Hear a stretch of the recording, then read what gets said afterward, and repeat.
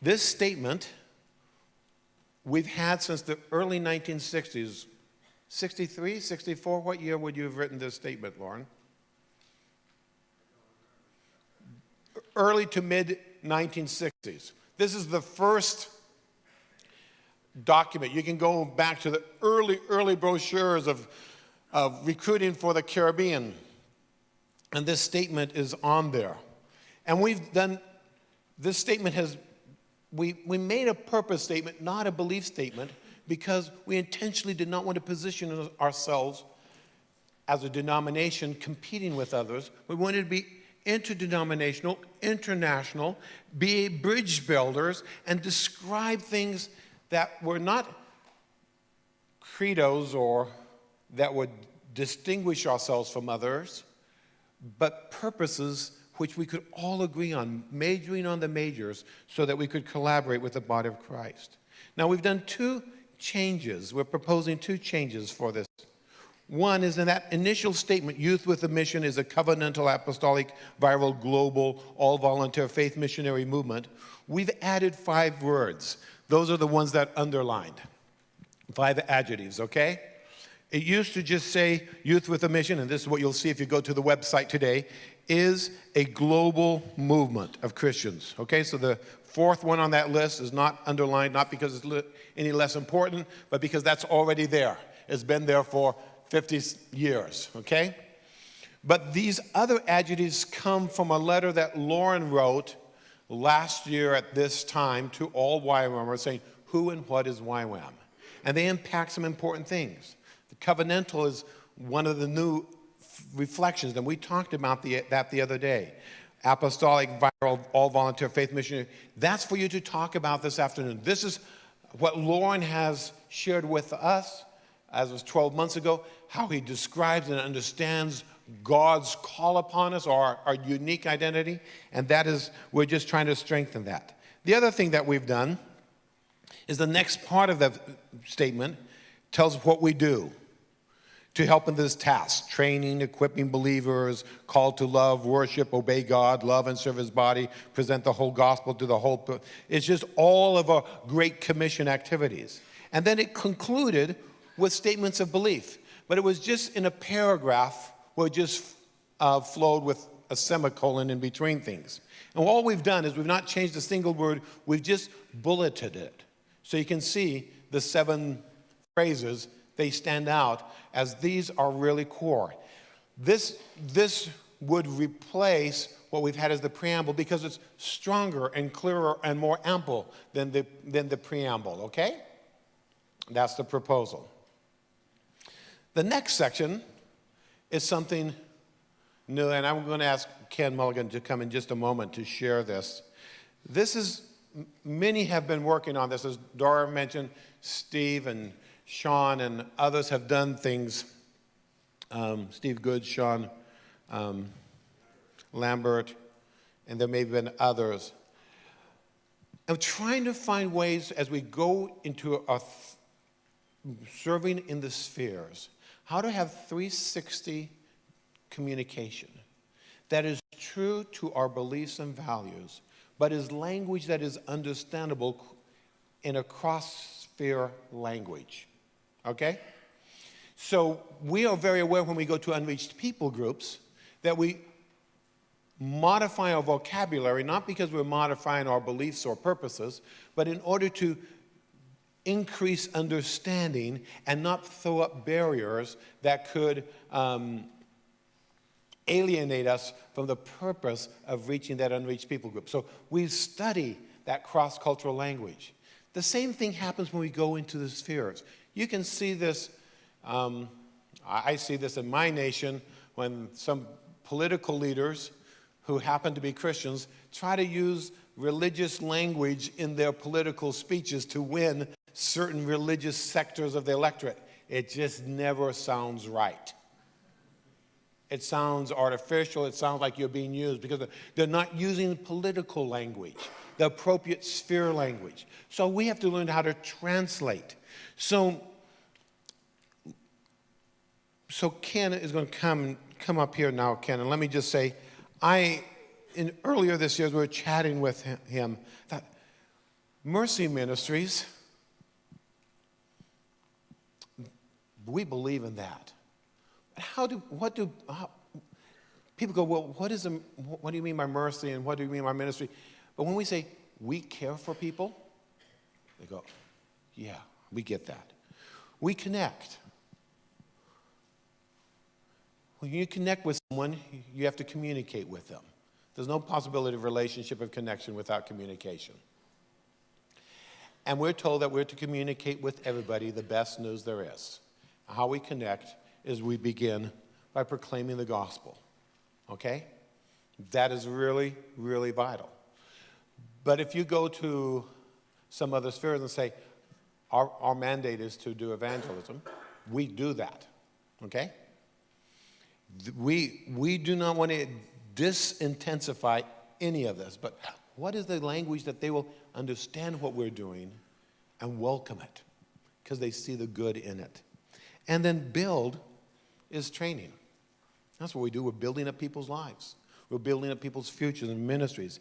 And then this word serve is a summary of everything. Why are we doing evangelism, training, and mercy ministries? Why are we caring, connecting, and building? Because God called us to be servant leaders. You just had some experiences on this, Ken. Just give us a moment on that. Thanks, Dave. Hello. It's been an incredible challenge just knowing how to communicate. We deal a lot with the governments, and I'm sure many of you do here, and all sorts of different spheres in society. So as we've been praying, considering what to do, how to communicate who we are, and being confronted with this, I was just telling David, actually, on Friday, for example, we had a film crew come on board the ship just recently, and they're filming for National Geographic.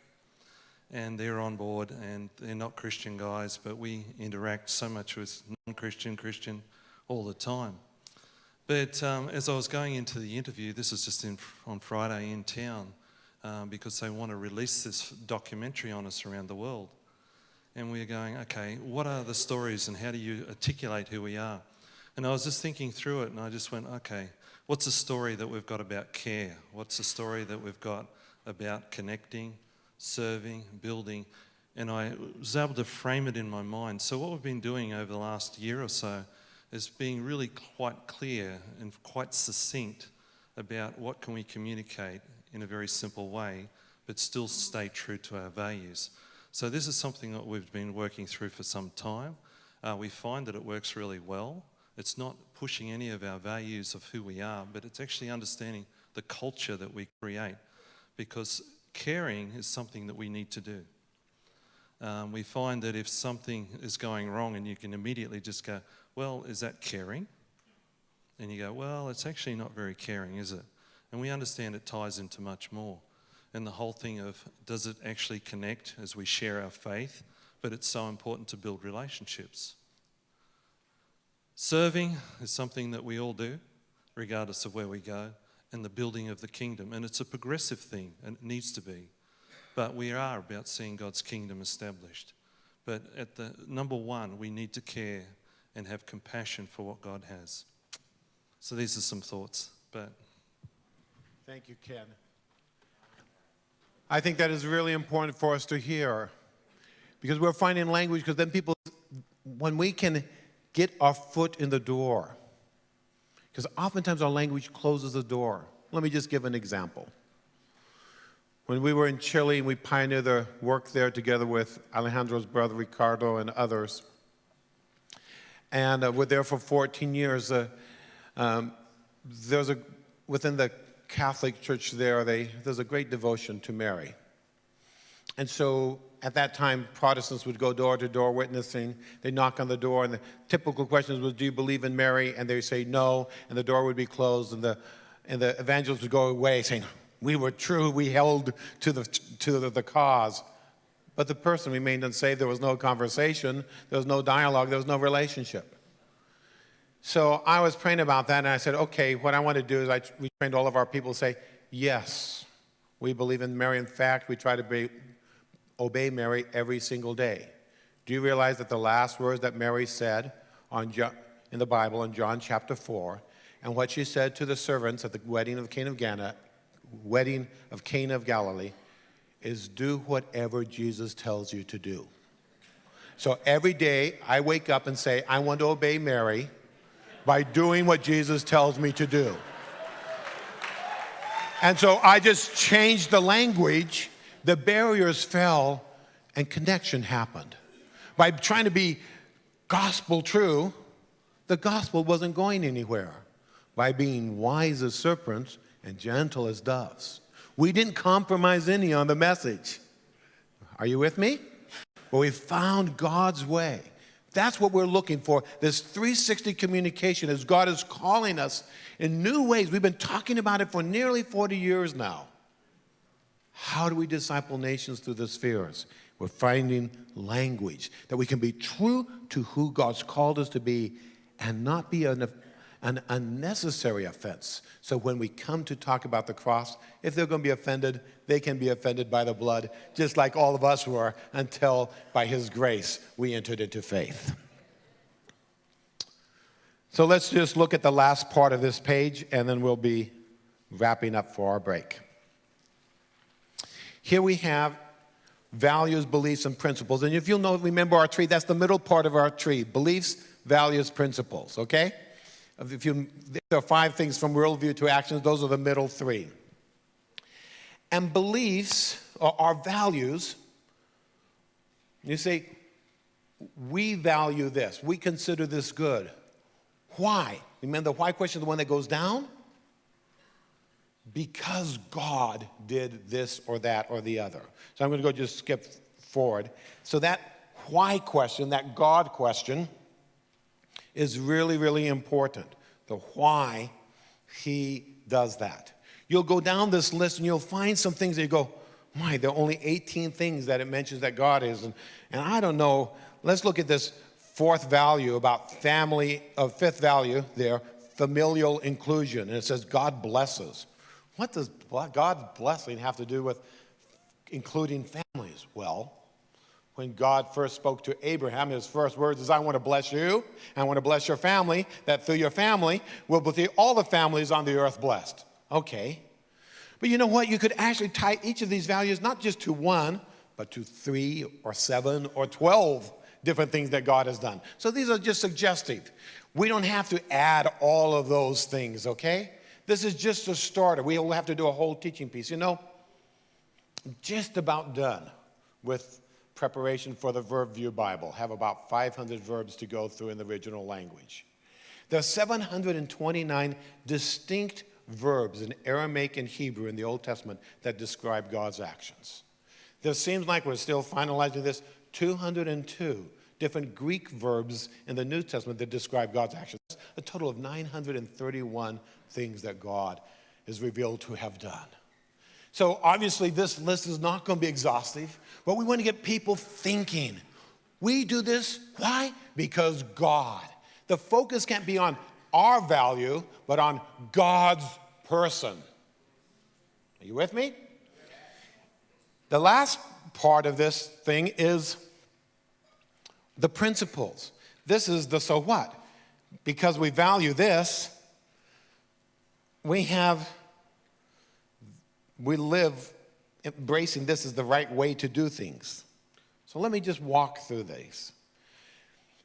Go back just a moment to the values. When we talk about values, our current value statements, which you have on page 2 and 3, and we've not altered them any except that we've rearranged them, taken out the numbers in front, and we've put these new titles, is because our value statements are much more than value statements. They have values and many teachings and principles, and actually at different versions they've been like a half page long or a page long because they're full of scriptures, and they could be lots of different ways. So our value statements are really little teachingettes that include values plus. A value is something. You value a thing. You value hospitality. You value love. You value people. You value kindness. It's a noun, okay? And all of our statements, as we have them in our values, begin with a verb. You leave that for the principles and the actions. And so you'll notice going down this row, it's godly relationships. You could just Every noun has an adjective just to clarify. It could be healthy relationships or other things. But if you just go down, what do we value? We value relationships, hunger, guidance, respect, inclusion. Well, what kind of hunger? We don't value people being hungry and dying of starvation. No. We're talking about spiritual hunger. Oh, then so what's the principle? We want to know God. And that's the principle that we live by, see? Okay, so we'll just walk through these. And you can see. These are the same statements we've had. These first 5 values are, we value godly relationships. That came first because Lauren said the first thing we need to say is that God loves. And that's the belief that accompanies it. We value spiritual hunger, to know God. We value divine guidance. That's why we want to live hearing God's voice. We value the guidance.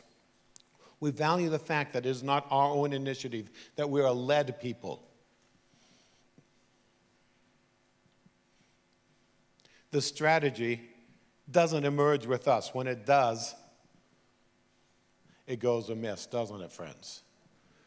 We love strategy in this place. But when our strategy is birthed in the place of listening, life follows. When it just emerges as a result of our ideation, confusion usually follows. How many of you experienced the life?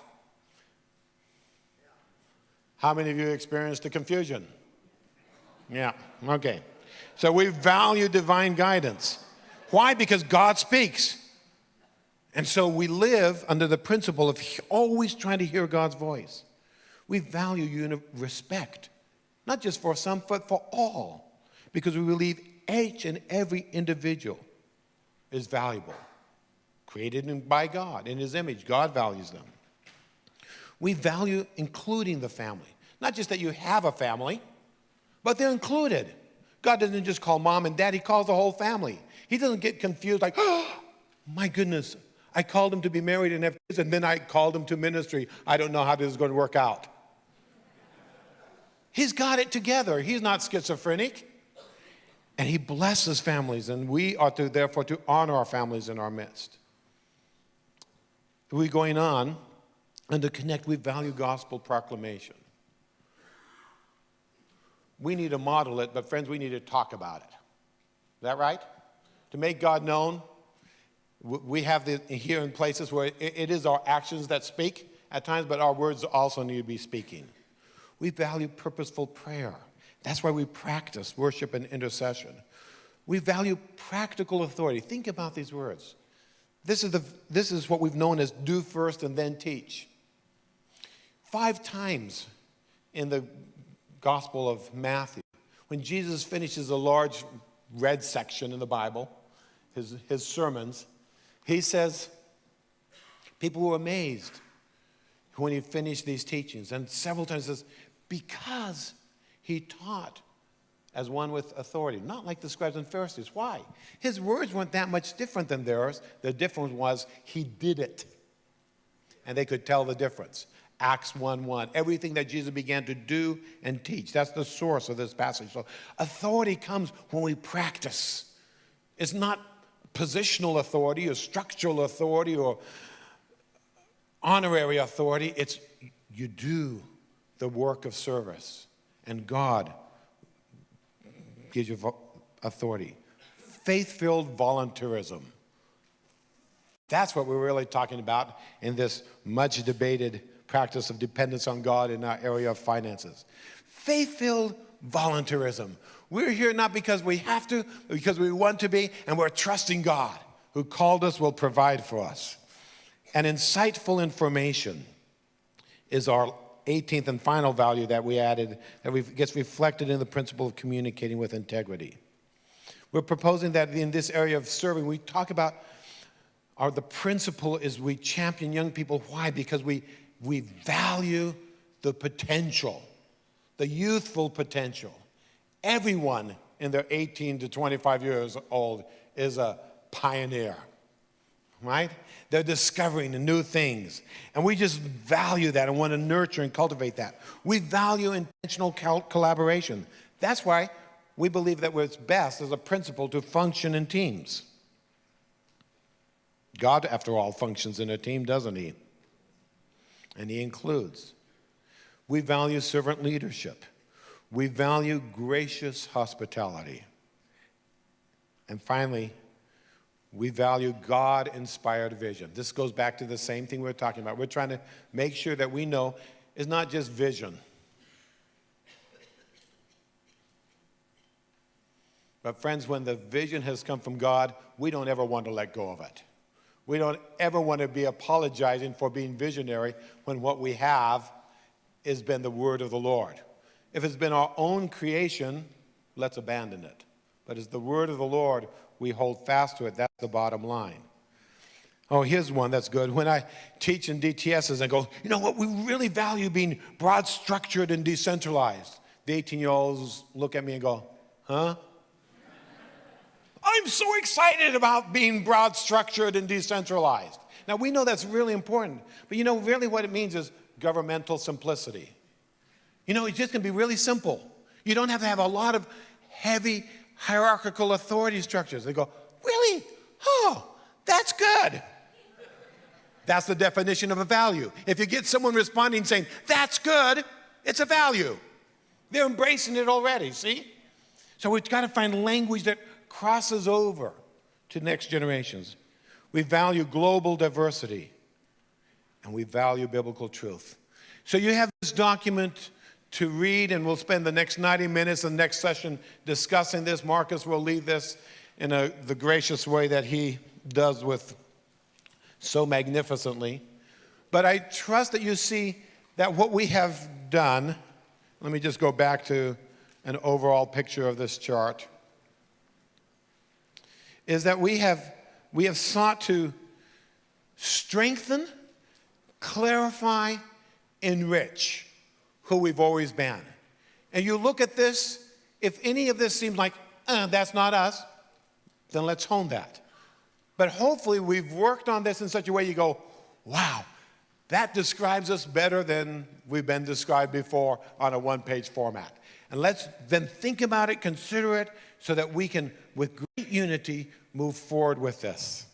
Darlene, I give it back to you.